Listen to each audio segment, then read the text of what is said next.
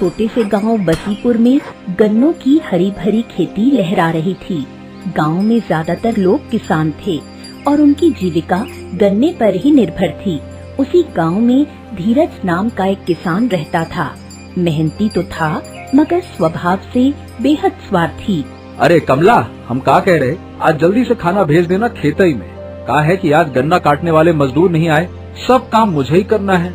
हर बार अकेले ही क्यों? गांव के लोग मदद करने को कहते हैं, कभी किसी से कह भी दिया करो। मदद? मुफ्त में कोई मदद नहीं करता। अरे सबका अपना स्वार्थ होता है, स्वार्थ। और हाँ कमला, न मैं किसी पर एहसान करता हूँ और न ही किसी का एहसान लेता हूँ। धीरज का यही रवैया पूरे गांव में जाना जाता था। अगर किसी का खेत सांड ने उजाड़ दिया या किसी की बैलगाड़ी पलट गई, धीरज बस मुंह मोड़कर निकल जाता। उसी गांव में एक बद्री बाबा रहते थे। उम्र जरूर हो चली थी पर मन से जवान। दिन भर दूसरों की मदद करते और अपनी छोटी सी झोपड़ी में रहते। बद्री बाबा की झोपड़ी की छत बारिश में टपक रही थी। वो अपने कंधे पर बांस लेकर जा रहे थे ताकि छत ठीक कर सके। रास्ते में धीरज अपनी बैलगाड़ी में गन्ना लादे लौट रहा था। धीरज बेटा, जरा इन बांसों को मेरी झोपड़ी तक तो पहुंचा दो। अरे बाबा, क्या मैं कुली हूँ क्या? खुद ही ले जाइए, मेरी बैलगाड़ी कोई धर्मशाला नहीं है। वक्त बीतता गया। उस साल बारिश कुछ ज्यादा ही हुई।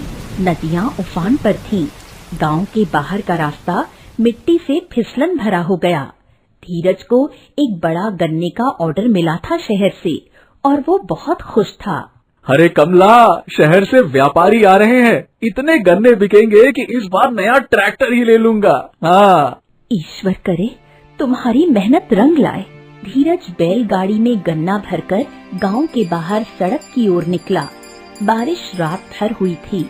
रास्ता कीचड़ में लथपथ था। जैसे ही गाड़ी मोड़ पर पहुंची, एक बड़ा गड्ढा था। बैलगाड़ी फिसल गई और एक और पलट गई। गन्ना बिखर गया और धीरज की टांग गाड़ी के नीचे दब गई।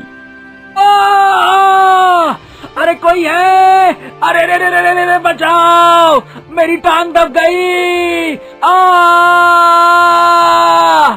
धीरज की आवाज दूर तक गूंजी, लेकिन खेतों में कोई नहीं था। मोबाइल का नेटवर्क भी नहीं था। घंटों वो वहीं पड़ा रहा, दर्द से कराहता रहा। शाम होते होते वही बद्री बाबा खेतों से लौटते हुए उधर से गुजरे। अरे अरे धीरज बेटा, ये क्या हाल कर लिया? बाबा, टांग दब गई, बहुत दर्द हो रहा है। बिना कुछ बोले बाबा ने बैलगाड़ी का बोझ हटाया और धीरज को घसीटकर किनारे लिटाया। अगले दिन घर पर धीरज और कमला। धीरज बिस्तर पर पड़ा था। डॉक्टर ने कहा था, देखिए, कम से कम 3 हफ्ते बिस्तर पर आराम करना होगा। कमला, मैंने हमेशा सोचा कि मदद बेकार होती है, लेकिन जब मेरी जान पर बनाई तो वही बुजुर्ग जिसकी कभी मदद नहीं की, वही मेरा सहारा बना। अब समझे, रिश्तों की कीमत पैसे से नहीं आंकी जाती। अगले दिन धीरज ने गांव में एक सभा बुलाई। अब देखिए, मैंने अब तक जो कुछ भी किया उसके लिए मैं शर्मिंदा हूँ। मुझे लगा था कि मदद मांगना कमजोरी है, पर सच्चाई ये है कि इंसान अकेले कुछ नहीं होता। बद्री बाबा ने मेरी जान बचाई, जबकि मैंने उन्हें सिर्फ बोझ समझा था। बेटा, अगर कोई गिर जाए तो उसे उठाने वाला हमेशा ऊंचा होता है।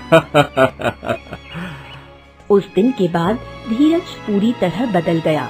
अब वो हर दिन बद्री बाबा की झोपड़ी जाता, उन्हें खाना पहुंचाता और खेतों में भी मदद करता। धीरे धीरे गांव में उसकी छवि बदलने लगी।